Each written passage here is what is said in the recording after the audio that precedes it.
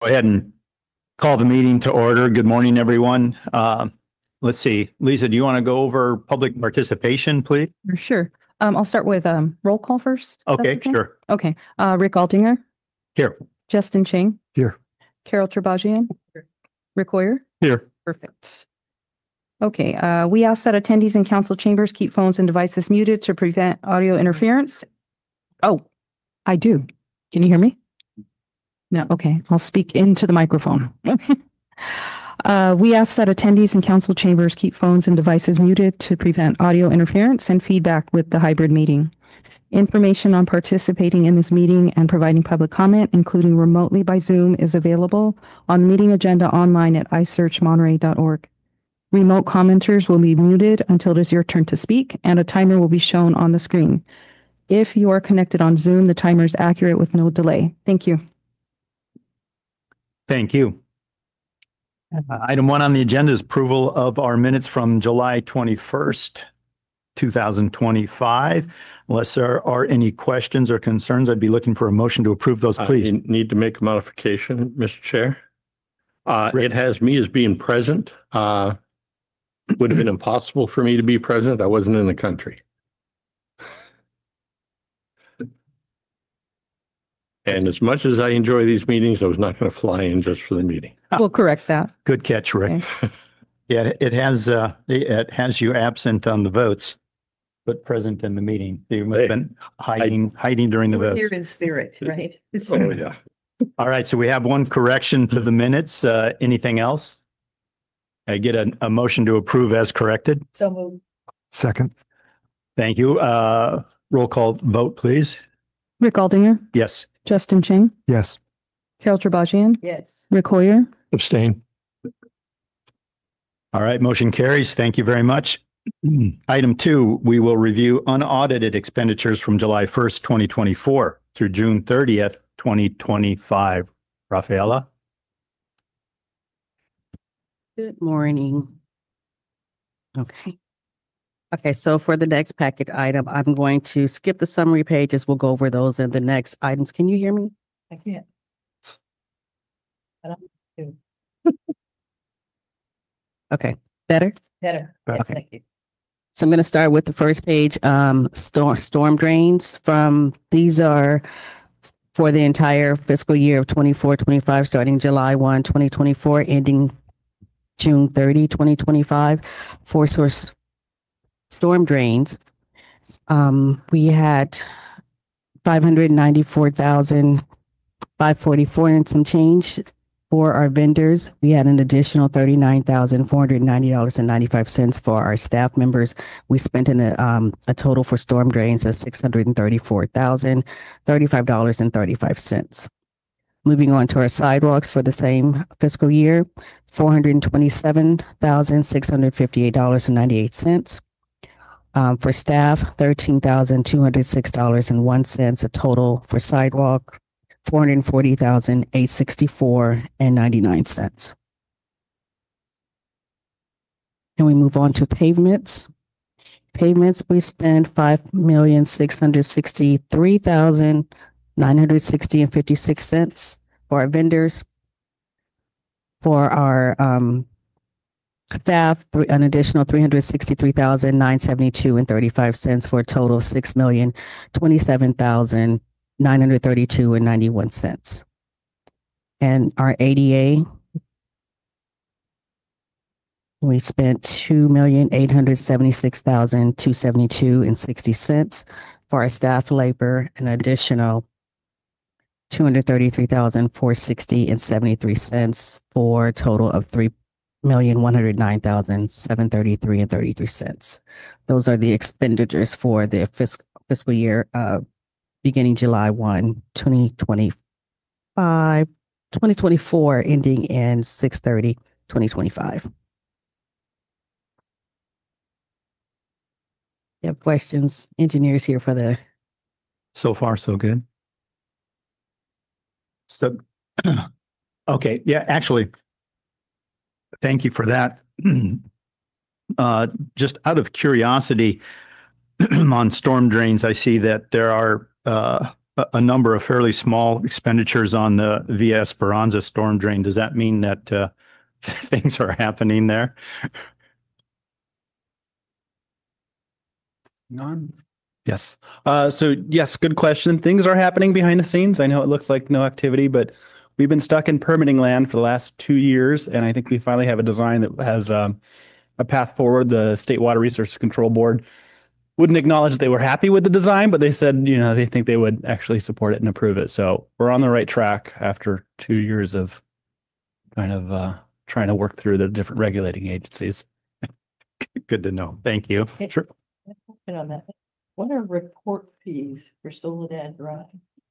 Title report. So we were looking to see if we had a easement with the adjacent property because it looks like part of the drainage channel encroaches into private property. So we weren't sure if we had an easement. So we pulled the title report to see if there was any easements on that property.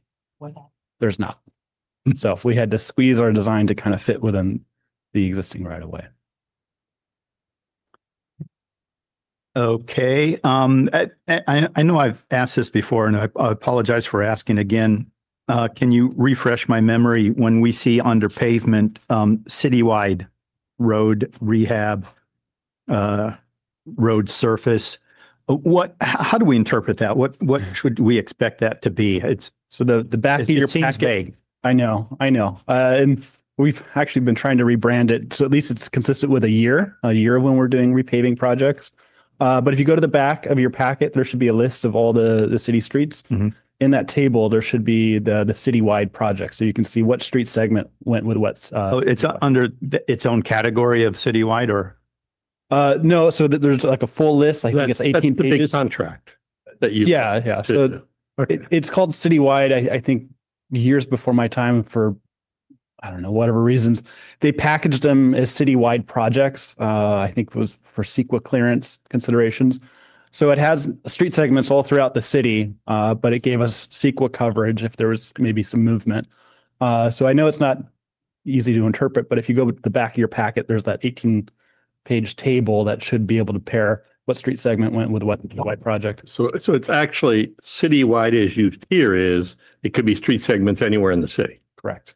as opposed to citywide when it's used for NCIP refers to projects that that are not specific to a neighborhood. Correct. Yeah. Okay. There we go. All right. And Question. Go ahead, Okay. Carol. Flip the page on storm drains. Matthew, what is Whitson? Whitson is an, On call. they're an engineering firm. I know what they are, but what does on call mean? On call, so procurement method for hiring professional services is you can set up on call contracts rather than doing an RFP for specific projects. You do a programmatic RFP saying here we want to solicit on call services for, say, engineering design, as in Woodson's case. And that way you don't have to do an RFP every time you need an engineering task. You've already done the qualification based selection process, and that's usually good from like 3 to 5 years. So whenever we need design support and we don't want to go through a months long process of putting together Call. for something small. Yeah.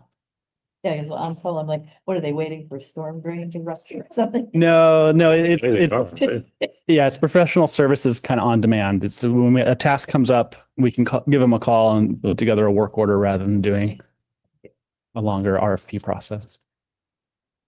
okay. And then finally, for me anyway, and again, I know we've addressed this in the past. It stood out to me again in each category, street sidewalks, et cetera. On the city staff expenditures, lab overhead is often, if not always, the largest expenditure there, and sometimes by far. Please remind me what is included in lab overhead and how that is that computed as just a percentage of something else, or is it an itemized category? I'm going to look to finance. Would you be able to better answer that one? Sorry, labor overhead. So we have 4 projects. Well, actually citywide we have for labor and benefits. So it's just labor and benefits. There is a calculation based on positions and also with the positions, and it's also union representation is what your benefits categories are. So there is a basic calculation for each position as to what the benefits are. So the lab is like basically your hourly salary in your benefits calculations. It's dependent upon the individual. So it's Absolutely. calculated with each line item. So Absolutely. when you have Rich Deal, who's a retired city employee, being brought back, I'm assuming there's not the same level of benefits assigned to him as when he was working. Well, he would be, full-time here. if he's brought back, he would be a retired annuitant, so he doesn't have any benefits. And he's noted as retired annuitant, so that's good. Yeah. All right, thank you. Thank you. Anything else on item 2, expenditures? I have a question. Yes, What under sidewalks? What is schools sidewalk repair? What schools? Oh, I know what that one was. So that was a work order for precision concrete slicing. You probably noticed sidewalk slicings around town where we were just cutting uplifts. One of the work orders was within 500 feet around schools to mobilize, inspect, and slice any sidewalks that were our responsibility. It wasn't at a school, but it was near. It wasn't in a school. It was 500 feet around the school. And that's considered school repair. I mean, well, That's how we labeled that work order. So that work order was the school. no, I think there's another one that's probably labeled parks and another one that's Mhm. labeled city facilities. So those were the three kind of locations that we targeted for the first set of sidewalk repairs. And then under pavement, what are impact omega posts and turn bases? I know what those are too. So at the lighthouse curve, right as you're coming in from New Monterey into the tunnel, there's these kind of flexible posts that restrict people from turning left or making a U-turn on lighthouse. That's them. Okay, right. all right. If there's nothing else, be looking for a motion to accept the expenditure report. Question. Oh. Why are we being charged for an intern under pavement and ADA, I think it is? Because they were working on ADA projects. We actually had a couple of summer interns this season, and we utilized some of their services to go out and inspect ADA ramps, specifically some that had just recently been completed, so we could update our GIS inventory. So the interns were working on the ADA tasks, and they were charging to that account. I do remember about 6 months ago, Nat gave a presentation about broad-based ADA expenditures, and some of the interns were there, I think. So And those are paid interns. Yes, yeah, we pay our interns. And it's not paid that much, which is not. It's a lot more than I was making when I was an intern. Yeah, but they're not getting benefits, so at least it's. I'm stunned that they pay interns now. They were like, you just work, you don't get this, you get experience, right? My first job was an unpaid internship, and I remember that vividly. Yes. Yeah. Good for you. Good luck finding a paid internship these days in the private sector. All right. Can I get a motion to approve or to accept the expenditures report? so moved. Second, Any discussion? A vote, please. Yes. Justin Chang, Yes. Carol Tribajian, Yeah. Rick Hoyer. Yes. Thank you. Motion carries. Thank you. Item 3, review unaudited periodic report from July 1st, 2024 through June 30th, 2025. Rafaela. Okay. So let's start with our revenues. From inception, when we first started Measure PNS through June 30, 2025, we've had total tax revenue of $105,555,742. We've had interest of 2.1 million and the other revenue of 325,000. So we've had a total of 108 million and some change over the last several years. For our expenditures, we've spent in total 5.7 million in storm drains, 7.2 in sidewalks, 59.9 million in pavements, and ADA 14.7. For a total of 87 million spent, with the remaining balance of 20 million, 199,751 as of June 30, 2025. And our projects continue to go on, as you know. So the back of the page shows you the year-to-year comparison. So from each year, so I'll just say from 2024 through 2025, there's an increase of 593,000. So there's a 5% increase in the revenues from that from one year to the other. Interest increase of 19%. So an overall total interest the entire time of 3%. So the 5% is a good look because it means that annually that our sales tax is increasing. So that 5% growth is great. We remember that when we go to renew Measure PNS. Just a little plug. And in our expenditures, over the years, from 2024 to 2025, okay, we decreased. So we spent 1.5 million in 2024 and 634 in 2025, but 440,000 on sidewalks, 6 million in pavements, and 3.1 in ADA. So those percentages, with the exception of ADA, went down from the previous year. So it just shows I'm looking at it, we spend more time working on ADA projects in 2025. So is that that's the reasoning that expenditures went down, fewer projects in the other three categories is because the focus was on ADA this year? That's Or were there other reasons as I'll well? let Andrew. I can take it. So we just had a year where we were heavy in construction, and then as things slow down or as construction wraps up and we find ourselves more into design and planning, the expenditures will slow down. So we're also really shorthanded on engineers. I have probably 2 engineers, a senior and an associate, that are more or less almost, well, not almost full time, but probably 2/3 working on Measure PS projects. But we have another senior that's full NCIP. We have another project manager that's kind of full environmental regulations and utilities. We're just spread thin. And so I do expect us to kind of slow down until we're fully staffed up and able to kind of hammer out projects at the same rate we were. So the expenditure, the ADA expenditure then is mostly in planning? No, the expenditures, they slow down when we're in planning and design. It doesn't cost as much. When we're in construction, that's when the cash is really flowing. That's really where most of the expenses are. So we have kind of projects that are in planning, we have projects that are in design, and we have a couple of projects in construction right now. So Franklin, the ADA improvements downtown at the Franklin, Washington, and Franklin, why am I spacing? It's not Franklin. Big. Tyler, thank you. The 2 signals down there. So that's under construction. So right now, in the next report, you'll probably see heavy ADA expenses because that's a construction project. But we don't have any pavement projects going on right now. So the ADA, if it's a sidewalk project that is for ADA compliance, it falls under ADA rather than sidewalks?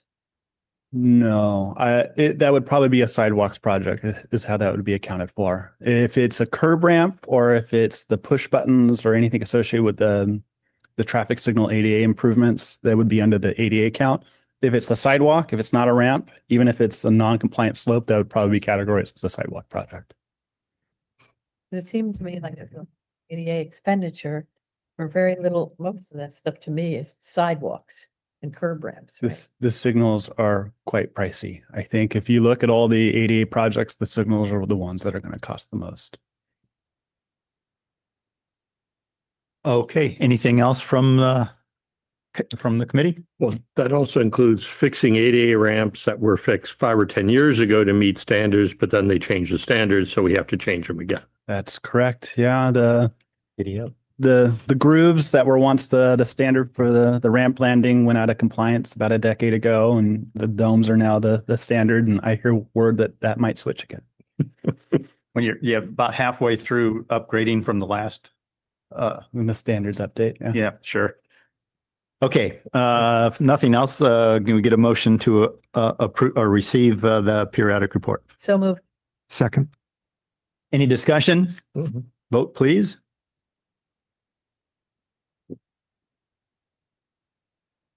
No, I have no public comments. Oh, thank you. Thank you. Let's see.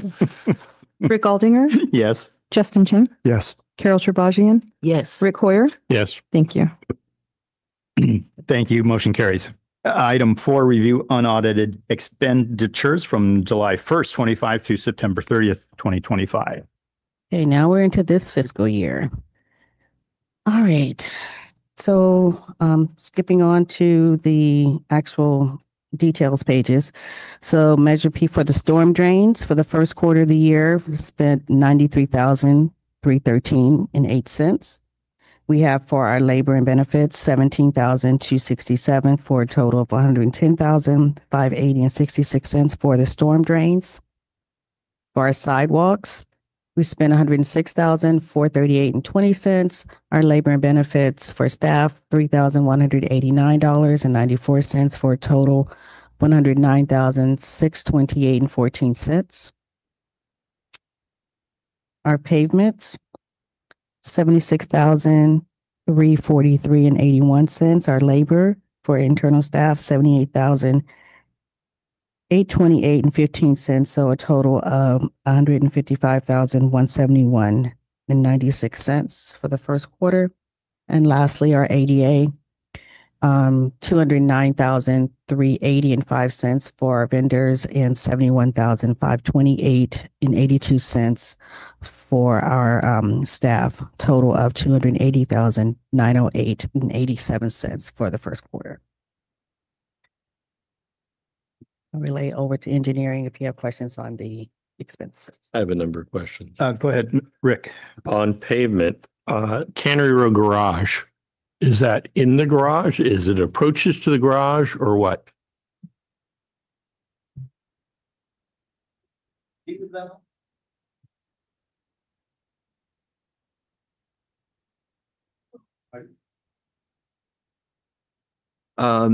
That's a location of the work order with them. We're called that Cannery Row Garage structural control measures. It's going to be a stormwater treatment system to offset some of the planned pavement rehabilitation in Lower New Monterey in the same watershed. So it's the project title of a potential opportunity. It's in the right of way, but it's in front of the Wave Street Garage, really.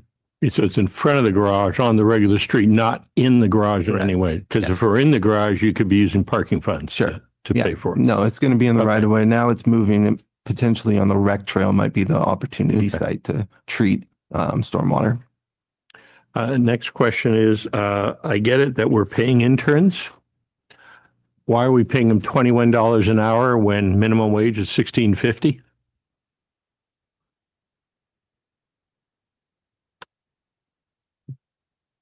I think the intern rates are set in the position control. This is my understanding. I don't know if we have much control over what they make. I think those are the council approved rates.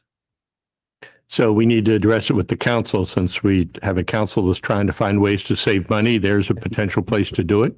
No, let me double check that because the rates are not in the PCL. The rates are in the salary schedules, and usually for interns, it's a little different. Sometimes we'll have some interns that we're being paid by other agencies to actually take their students and actually pay for those rates. So there could be some of those things that are funded that way. Except we're having interns being paid by the bond, being paid $21 an hour. And minimum wage is $16.50. Mm-hmm. On top of it, the whole idea of paying interns in today's, the way it works today is a question in of itself. But we're not even paying them minimum wage. When I worked and had a paid internship, it was minimum wage. Okay, and let me double check that because then there's also the California minimum wage is different. Which is $16.50. I looked it up. Okay, and also unless you're a fast food worker, then it's 20. Right. But these are fast food workers. So. That's very true. So let me look up, and it's the wages that we pay are typically most of them, they're in the salary schedule, which is online. So let me double check that. We don't set any, you get 20. No, I mean, you're doing what is in a thing somewhere, but what I would like to know is where that exists and then who can change it. We're in a mode where we have a structural deficit. We have to save money. It's not a huge amount, but I mean, first of all, why are we paying them? But second of all, if we're paying them, why aren't we doing minimum wage? Is my question. I We don't need to know. do every place we can to figure out where we can save money. And what we used to do in the past doesn't cut it anymore.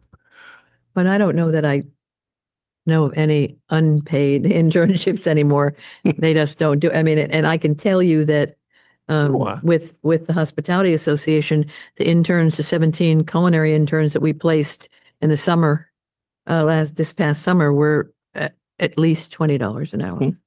Yeah, I was going to say too, I certainly get your point, Rick, and don't disagree with it at Yeah, all. no. This And- is government being paid. What private sector wants to do out of its own budget, bottom Well- line is different animal. And what I would say though is it's very possible. I don't know this for sure. It's very possible that the intern environment is just as competitive as many others right now. Well. And it's it's a relative issue. If I may just add one thing just for consideration, we can look into how that rate was established. Those interns offset hours that would have been performed by a tech or an assistant.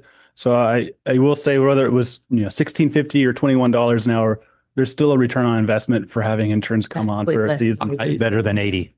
Don't get me wrong. I love the concept of the city utilizing interns to expand its workforce. Right, That makes sense. But at the same time, we need to look at what we pay for everything. right. And can we get them at $16.50? And that will be offsetting even more of what we'd be paying someone else. Right. Understood. We can look into how that rate was established. I'll just make a brief comment that I think the value proposition's good, even at the current price point. Mm. I respect Rick's point. It's just, Yeah, I mean, just based on, I think value proposition is good, but Yeah. we're broke. I hear you. I hear you. So we can't afford to pay Cadillac when a Buick would work. I hear you. Anything else from the committee? No. Any public comment, Lisa? No public comment. What other Oh, Yeah. question too? On pavement, no, it's not on pavement, on ADA. Granted, it's $8.62, but why are we using basic, tax money to buy a laptop adapter?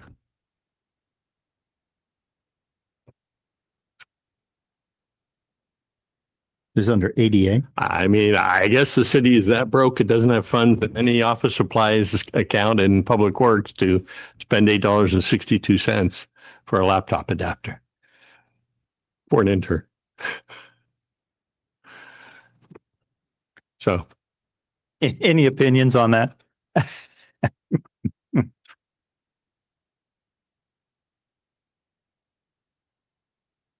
That's a good at least catch. you order it from Amazon. No, They that's got a good price. a good catch. We can look into who did that expenditure Yeah. and maybe do an adjustment later if that wasn't eligible. Okay. Yeah, it's just that, it's, Okay. and just, I'm consistent on MPC. I was having a hard time with spending 30-year money to buy pipettes for the chemistry lab. But, We can always count. but that's on you. We can count on equipment. you. So it's technically covered. This is not ADA. All right. Can I get a motion to accept the unaudited expenditure report, please? I'll move we accept it without the $8.62 charge. I'll second that. Any discussion? No discussion. Vote, please, Lisa. Rick Aldinger, Yes. Dustin Chang, Yes. Carol Tribajian, Yes. Rick Hoyer. Yes. Thank you. Motion carries. Thank you. Item 5, review unaudited periodic report from July 1st, 25 through September 30th, 25. Rafaela. Okay. So our first quarter revenues, we received $965,789 in tax revenue. In interest, we've received $115,580. So for the first quarter, $1,081,369. Expenditures for the first quarter, storm drains, $110,581, sidewalks, $109,628, $155,172 for pavement, ADA, $280,909 for total expenditures for the first quarter, $656,000 290. So we have an increase of, in our fund balance of 425,079 for the first quarter. Our year-over-year comparison at 9/30, each year.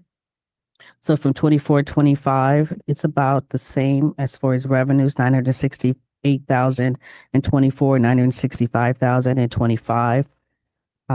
Interest is up 80. We had 61,696. Interest in 2024 has gone up to this year, 115,580, which is an 87% increase. Overall revenues up 5%. Expenditures for this quarter compared to the same time last year, 32,000.8 for storm drains, 110,000 for storm drains first quarter 25, sidewalks 70,000, 109,000 this quarter, pavements last year 790,000, 155,000 this year's, and ADA 98,000 last year, 280,000 this fiscal year. So that decrease overall is about 34%. Any questions or comment from the committee? Thank you, Rafaela. Any public comment on item 5? No public comment. A motion, please. So moved. And that would be to accept the periodic report for July 1st through September 20, Yes, please. September 30th. Second. Motion is second. Any discussion? Vote, please. Rick Aldinger, Yes. Justin Chang, Yes. Carol Tribajian, Yes. Rick Hoyer. Yes. Thank you. Motion carries. Thank you very much. Item 6, review street rehabilitation and reconstruction reports for 2025. Is that That'd Max? be me, Max Reeser, senior engineer. As part of the attachments to the agenda, you'll have the pavement condition index, with what we call our last maintenance treatment table, and Measure PS upcoming pavement projects. Our current PCI is at an 80. It puts us in the 91st percentile of similar sized agencies. We have 84% of our street segments are in what are considered very good condition. That's at above a 70 PCI. We recently completed the work on Hawthorne Road Rehabilitation Phase 5. That included ADA and pavement rehab. Our planned work, we have 2 separate efforts on North Fremont. We have work at the city limit with Seaside. That work's going to be with Granite Rock Construction. They performed a similar work on Robertson Surf. It's a full depth reclamation. That'll be night work out there at Seaside city limit. We're going to work with Don Chapin on the Caltrans side, on the west side of North Fremont. That'll look a little bit abrupt. We're stopping right at Caltrans. Caltrans is fairly dilapidated too, but it's not our responsibility. So those 2 segments are in the near future. We expect those to happen next month. And what are they doing? Well, we're going to do, pavement rehabilitation. So on the Seaside city limit, we're doing what's called full depth reclamation, where we mill up the entire pavement and subsection, mill it up, add cement to it to create a new base, and then pave over the top of it. So that has a really high traffic index. It needs a pretty sturdy pavement design. So that's an exciting one. And then on the other end, on the Caltrans end, we're doing what's mostly a trench repair, but then we're going to come in and try to clean up other deficiencies on that end. And that's work at night? The one at Seaside will be at night. The other one, it will be daytime work. So we're working with Caltrans on how to minimize impacts, and I think it'll just be 1 lane closure at a time. I should go to work early and come home late. Is that We really try to maintain public convenience during construction. So help me. that'll catch attention, but yeah.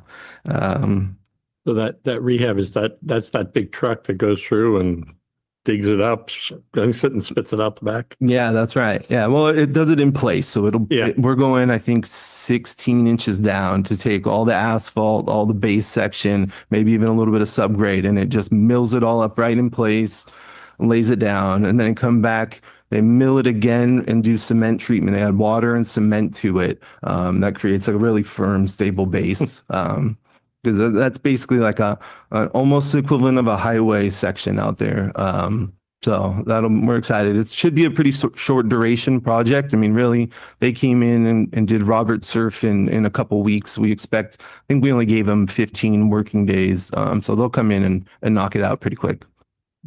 That's good because it is funky where city limit ends and it's Seaside and it's kind of like, Been a great opportunity for some coordination because Seaside looks right. great and ours is in terrible condition. So yeah, we're excited to get that one done.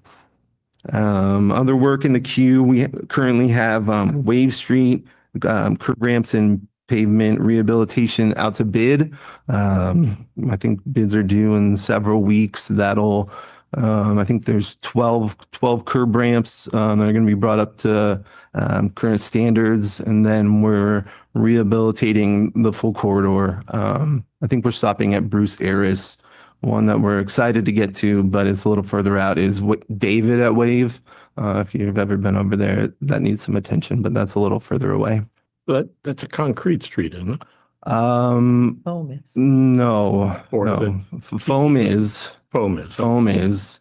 Yeah, and we're in a preliminary design on that'll probably end up being blacktopped a little further down the road. Okay. Yeah, kind of. Wave is one of your worst condition ones. Wave, yeah, there's a couple segments of Wave that have it's like a 2 over nothing. It's really an old insufficient street segment. So that one has like the really black appearance, but it's in terrible shape. So there's 2 segments that are getting like reconstructed down there, and then some patch and slurry. Also in the queue is Cass Street, and that one is asphalt over concrete. We're going from El Dorado up to Munris, so the upper segment of Cass. That's concrete? There's concrete under there. But it has asphalt on top. Yes, it does. Yes, it does. So that's complicated, but we're going to come in there, upgrade the ramps, and then do the pavement rehabilitation. And we're also doing El Dorado from Pacific to Munris. So those 2 segments are exciting. Then we put together the preliminary list. It's 90% there on the next citywide resurfacing, where we come in, we patch, and then resurface with a slurry seal or micro surfacing. You'll notice that some of those were overdue. I mean, it's been 10 years of Measure P, Measure S. We're gonna hit some of the streets that were in this early, I think we call them street resurfacing 1 or something like that. But we're hitting a couple Mark Thomas and Lower Ragsdale or larger segments, and then we're getting into residential, Deer Flats, Fish Flats, Oak Grove, Monterey Vista. So we're excited that'll be a probably spring project by the time we bid it. So I was noticing, a number of the streets with PCI below 70 are just what you said. They were slurry sealed 9-10 years ago. Mm-hmm. And are we still is another coat of slurry seal still appropriate for those, or have we gone too long? A great question. Each one needs some. They all need close attention. I mean, once you start patching and slurrying, you can only do it so many times before you need to remove the asphalt section and replace it. Okay. So, I mean, some of the segments, once you patch and slurry it once, it kind of puts it on a path to do it several times. But there are candidates for what we call a mill and fill, which is replace the whole asphalt segment. You'll do some localized like base repairs, but yeah, they're due. The best candidate that I'm not looking forward to doing again, but Pacific Street is one that's been patched and slurried, where you look at the curbs, and instead of 6-inch curbs, we now have 2 or 3-inch curbs, and you can't just keep patching and slurrying it. You got no curb left. You'll have no curb left, and then at some point, slurry over slurry, it doesn't adhere as well. So Well, I looked at expensive. mine, and when I said that, it was in the beginning. It's a 6/15/2015, but the PCI is still 85%. Yeah. Yeah, Guess not too many people drive in my neighborhood. yeah, we previously discussed exploring the county limits. It was Aguajito, Jocelyn Canyon. We look closer at it. We understand Aguajito is ours from Mark Thomas Sylvan to Mont Holland. Jocelyn Canyon from, again, Sylvan, Aguajito is Mark Thomas to Mont Holland. Jocelyn Canyon is Sylvan to Deer Forest. Mont Holland is one. I guess you would call it bad news. We're looking a little closer. We're going to have surveyors take a close look. Our database has a pretty small segment. County shows like 1,000 more feet being in the city of Monterey. So we're going to have a surveyor make a final determination on that because that's a pretty high dollar amount because that segment of road is gone and needs to be probably the FDR type of full reclamation. So that's when we're looking a little closer at. We're currently doing geotechnical exploration on Aguajito, Mont Holland, a little bit of Garden Road, and we'll hopefully get clarification on the exact limits of Mont Holland. But So Aguajito up above Mont Holland is county? yes, You. yes. Yeah, we show in our database a pretty small segment in the vicinity of Deer Forest, but it looks like we might have a significant amount more. And Mont Holland up by, what is it, Deer Flats? The Mhm. street that goes in, is that ours? There's a small segment that is ours. Because there's a mess up there It's too. a mess up Yeah. there. Yeah, we're trying to get a pavement recommendation to how to cost effectively rehabilitate it. But in looking closer and looking at the county's GIS data, they show a long segment running back as ours. It was deeded to us. It's an oddity, and it might be bad news. We don't want it, but I think it's ours. Yeah, that's what I have. You guys have any questions on either table? It's not on the table, but maybe this is the appropriate place to ask. The utility work that has been going on at the top of Munris, is that complete? They need to do final trench restoration. I think that it was a gas main that fell about a year after we did our project. So yeah, I think they're still pending trench restoration, so they'll have some pretty big pavement work. Okay, in the that was the near big future. question. Is this the final pavement project? Real, Yeah, they're not done. Yeah, That- PG&E's been busy. Yes. real shock busters there. Yeah, there's another segment. We rehabilitated Van Buren between, I'm blanking, Del Monte and Scott Street.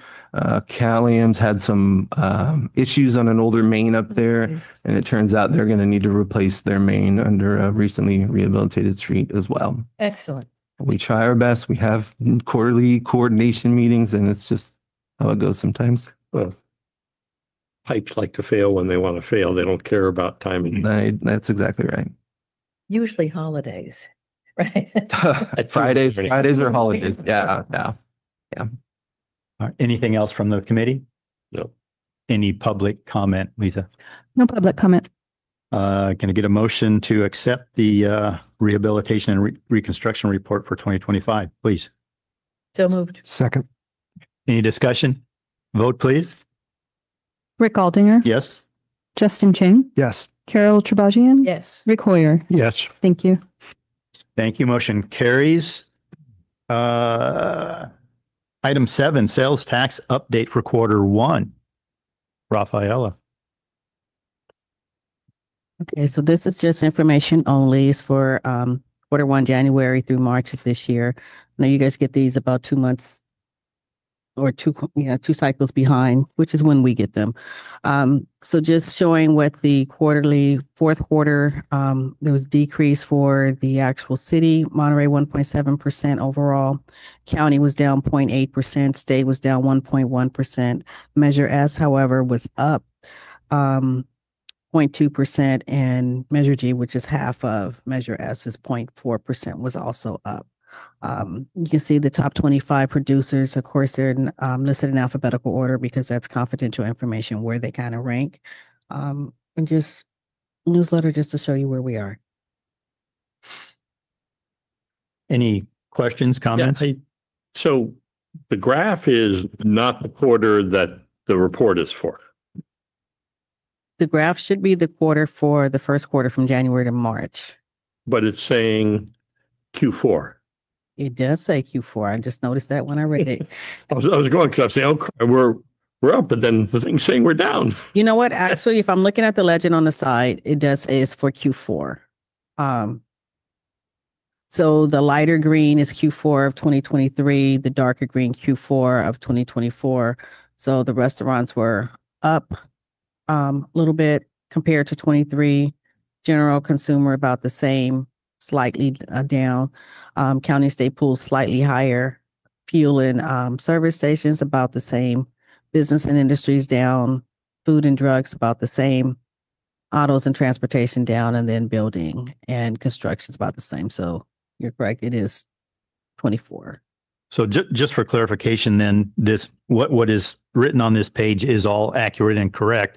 The overall report is for Q1 of 25, but the graph is for past quarter and year over year. But Yeah. Okay, it's interesting.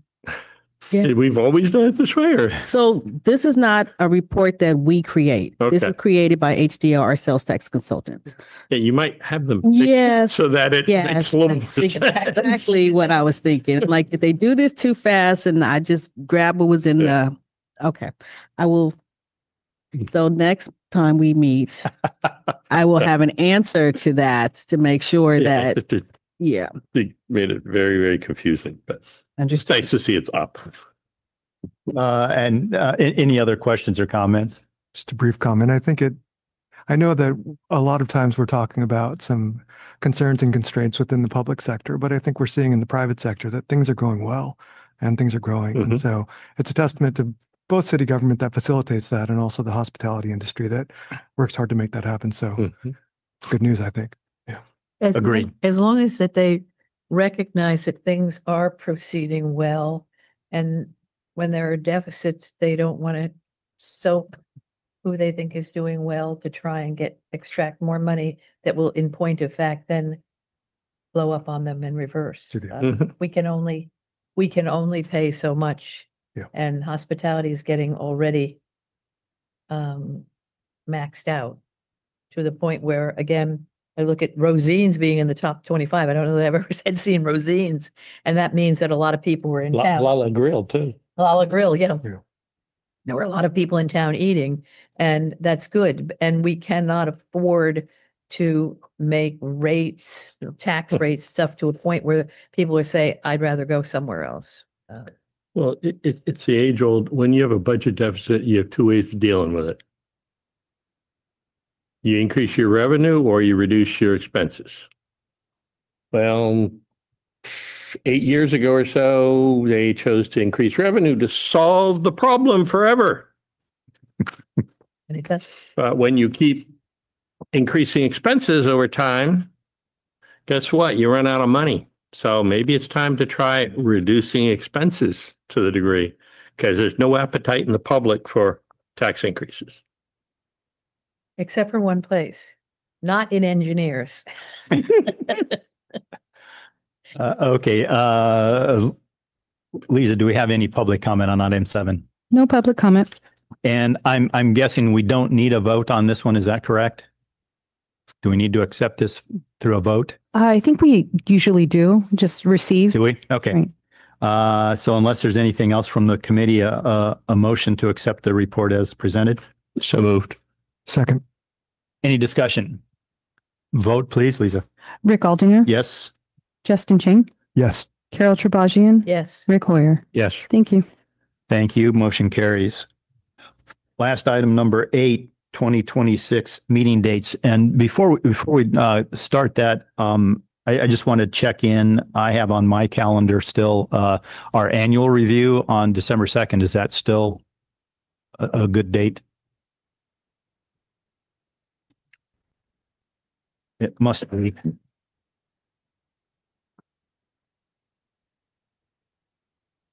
First Tuesday in December. Second.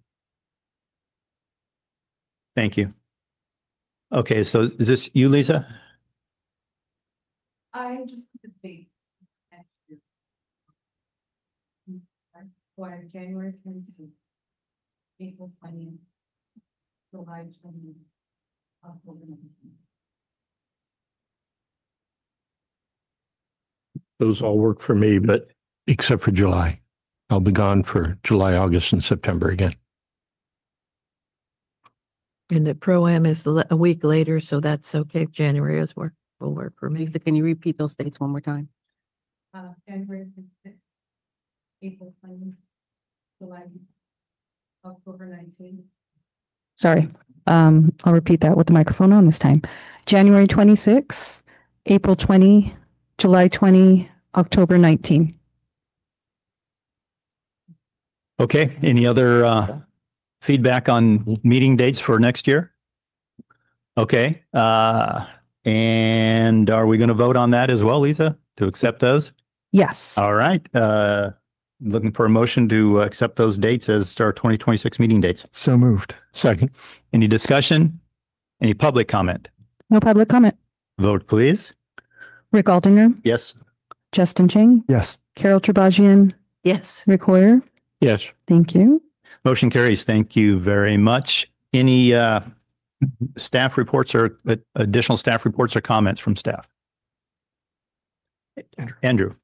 You have one correction. I got some information while we were sitting here. The adapter that the intern purchased for the monitor is one of our interns who was doing work in the field.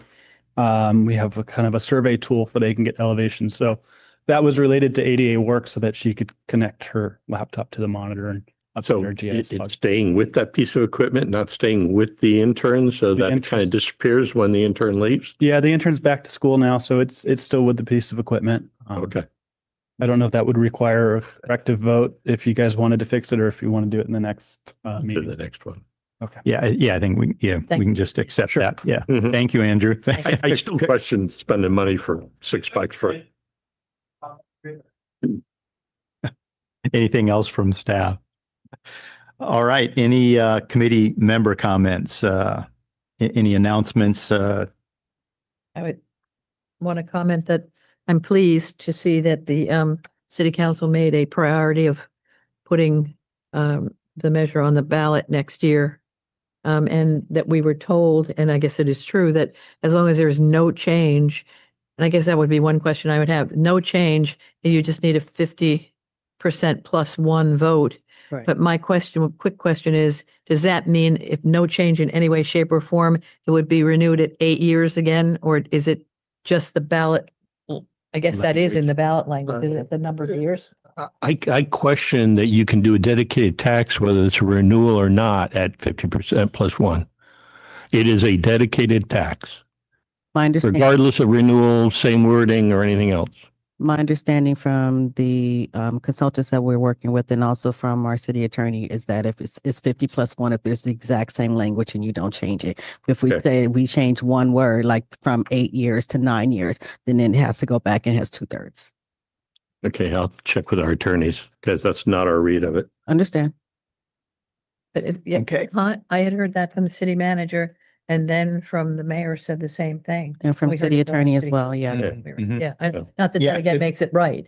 Yeah, but it's great to get confirmation on But that and that- understand how it works. Mhm. Yes, so that it is that then we're committed then to another, which is fine, Yeah, I don't, but we couldn't make any other changes in it. yeah, you can't change a single word No, according to no. that interpretation. Which if we're going to put it back on, that's the way it should be, but That question would, is, my question is, would that include the number of years as well? it would be anything. Sounds like it. Yeah, sounds like it. Yep. But like I said, I'll just let you know what we find out. Yeah, anything else from the committee? Yeah, I'll just reiterate a brief comment that I think based on the composition of our local economy, sales tax measures are a great way to fund infrastructure. So I'll just reiterate that each time. Thank you.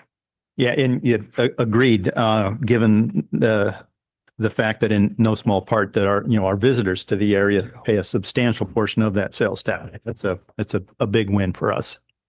I just want to make clear for all the public watching and listening. I'm the taxpayers rep on here for those who may or may not know it. We supported the last three ones because it was 3/4, because it was specific and all the rest. So I would assume we would probably support it again. My question more is being sticklers on when government tried to get around the 50% versus supermajority requirements, and it's attempted all the time. So I said, we'll check with our attorney and we'll see. I look forward to. And I don't think we'd have a problem getting it. I think it was 75% or more last time. So It was 70, it was, first one was like 76, second one was 82. yeah, it's one of the highest percentage approvals of any measure of its type in the state. As long as we continue to show that it's working, Mhm. I think, it's a safe bet. Yep. Which is Agreed. again, if in advance of that, we've talked about that, whatever kind of marketing we can do to show, all the good things that we're doing and why it's important that we keep doing it, that so that the public gets it. Because there'll be some, I don't know, in Kona where we had a lot of support that we're going to get that support. Yeah. next time. Well, if you start adding a whole lot of other measures on the ballot at the same time, you now run into issues. Because I don't know about you all, I got my property tax bill and the amount I'm paying for MPUSD is like, Don't get us started, right? It's a beautiful apartment building they just bought. oh yeah. They're gonna be in the landlord business instead of teaching kids. Anything else from the committee? Good of the order? Seeing none, we'll go ahead and adjourn at 10:56. Thank you all for being part of this. Thank